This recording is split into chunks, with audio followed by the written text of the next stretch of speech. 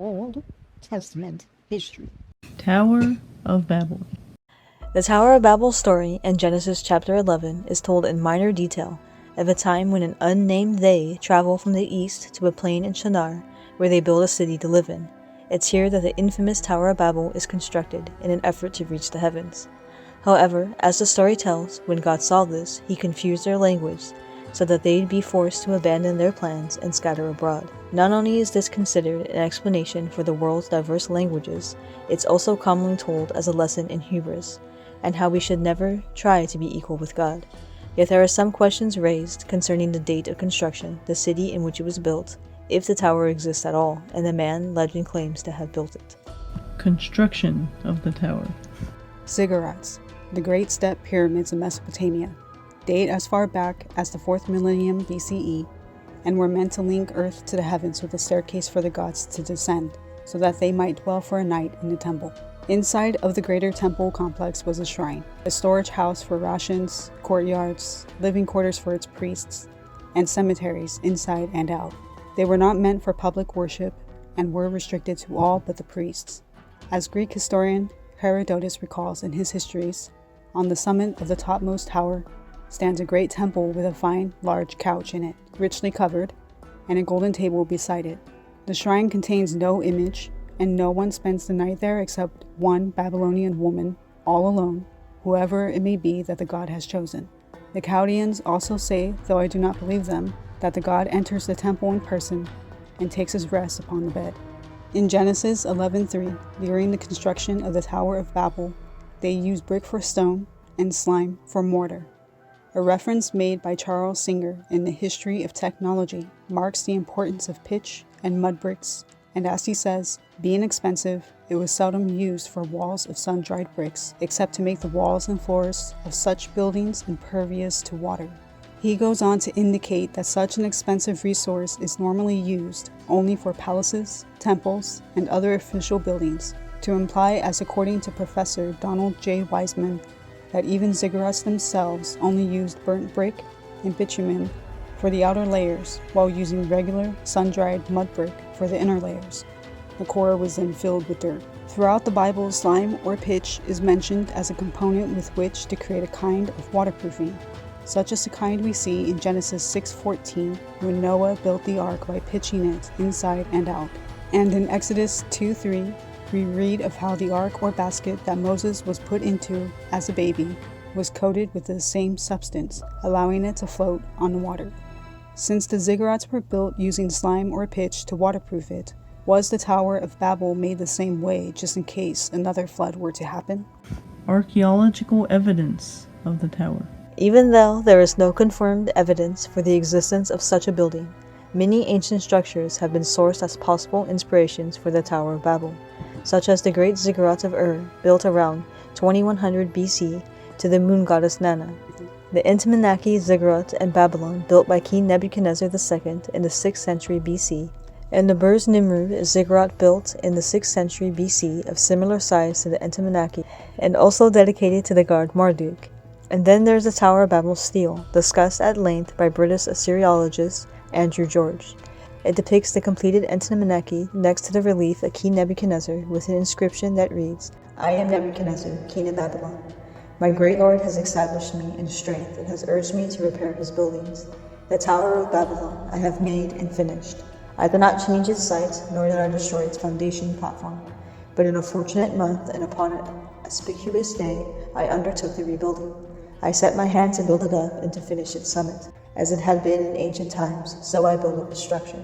It's interesting that King Nebuchadnezzar calls the structure the Tower of Babylon. However, it cannot be the Tower of Babel, since archaeological findings date the Intimanaki ziggurat at the 6th century BC, which was thousands of years after the flood. Even if the Intimanaki ziggurat was started as late as the 18th century BC, nearly 1,000 years before the reign of King Nebuchadnezzar, it is still far too late in the timeline to be the Tower of Babel. Who is Nimrod? The Table of Nations is a list found in Genesis of the patriarchal founders of 70 nations who descended from Noah and his 3 sons, Shem, Ham, and Japheth, after the flood. In Genesis 10:8, we learn that Nimrod is a son of Cush and grandson of Ham. It reads, And Cush begat Nimrod. He began to be a mighty one in the earth. What's interesting here is that Nimrod is not listed with Cush's 5 sons in verse 7, and is instead mentioned in the next verse. Who is this mighty hunter with a vast kingdom that began in ancient Mesopotamia and stretched into the Assyrian Empire? To begin getting answers, we must start at the beginning of Nimrod's lineage with his grandfather Ham. As we learn throughout the Bible, Ham and his descendants settled in Egypt and other surrounding areas in Africa. Several passages in the book of Psalms directly identify Ham as Egypt. Psalm 105:23 reads, Israel also came into Egypt, and Jacob sojourned in the land of Ham. And in 1 Chronicles 4:40, and the land was wide and quiet and peaceable, for they of Ham had dwelt there of old. These verses place Ham, his son Cush, and their descendants in Africa as the forefathers of Arabians, Canaanites, and Africans, including the Egyptians.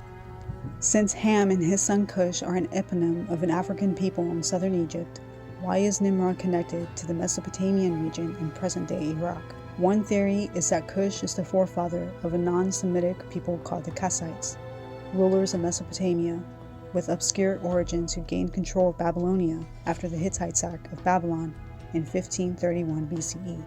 Yet another suggestion is made by P.T. English in Cushites, Kokians, and Khazars that Cush is not a person but a region named Kashta in Asia Minor, northeast of the Hittite Empire.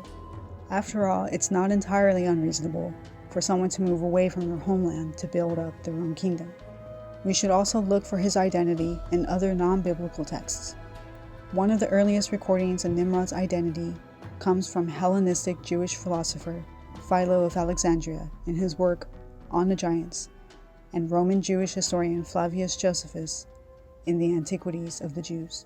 Both writers speculate that Nimrod is a great king of Babylon, who ordered the construction of the Tower of Babel an estimated 70 to 180 years after the flood. However, there is no historical evidence in Babylonian registers, king lists, or other cuneiform records to verify Nimrod's existence. According to Professor Caleb Chow of Old Testament and Ancient Near Eastern History, Archaeology, and Languages, and Egyptologist Douglas Petrovich, Nimrod might not be a historical person at all, but the figure of Sargon of Akkad, the first great king after the flood. Perhaps Nimrod the legend was created as a figure for Sargon the Great, who was known for his conquest of Sumerian city-states in the 24th to 23rd centuries BCE. Or Nimrod could simply be a figure for the Mesopotamian epic hero and possible historical king of Uruk, Gilgamesh. But now let us look at Nimrod, the name, and its meaning, though it's not a name at all really. Instead, it comes from this Semitic root, meaning to rebel or rebellion. And if translating directly from the Hebrew, the verse will read differently. And Cush brought forth rebellion to the face of the Lord, an idea proposed by YouTube channel Connecting the Bible in an in-depth video that we'll link below. In Micah 5:6, Nimrod is mentioned again next to Assyria. And they shall waste the land of Assyria with the sword, and the land of Nimrod in the entrances thereof.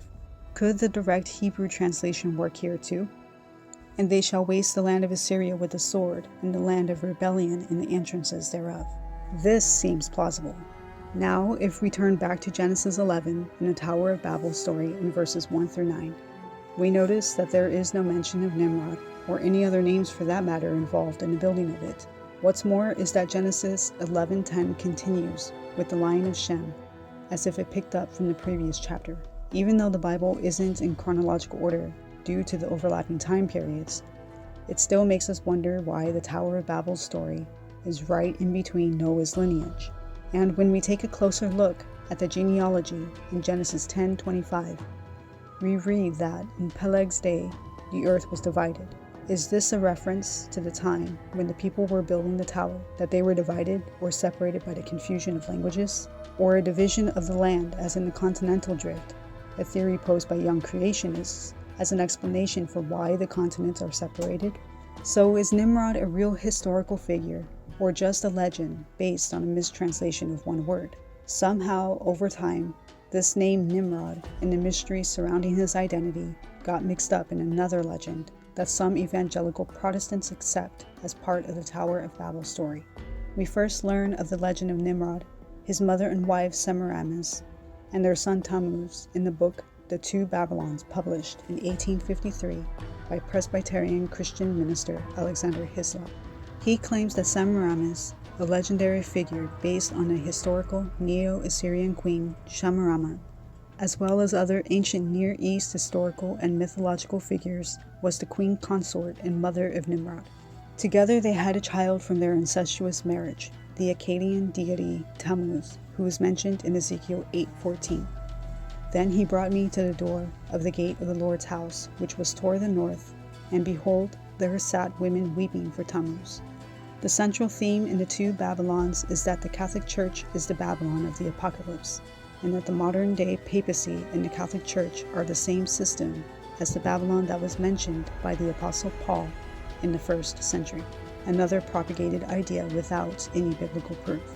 Despite the lack of evidence connecting Semiramis, who is based on a real queen, to Nimrod, whose existence can't be verified through any historical texts, especially not placing them together, this story circulates as a non-biblical account to expand on the Tower of Babel passage. As evangelical Christian minister Ralph Woodrow says, Alexander Hislop picked, chose, and mixed portions of various myths from different cultures.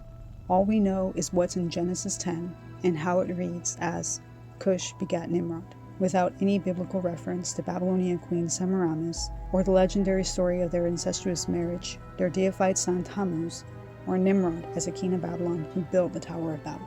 Conclusion. Historians and archaeologists maintain that the Tower of Babel is a myth, with some basis on truth, like most legends that we know of today.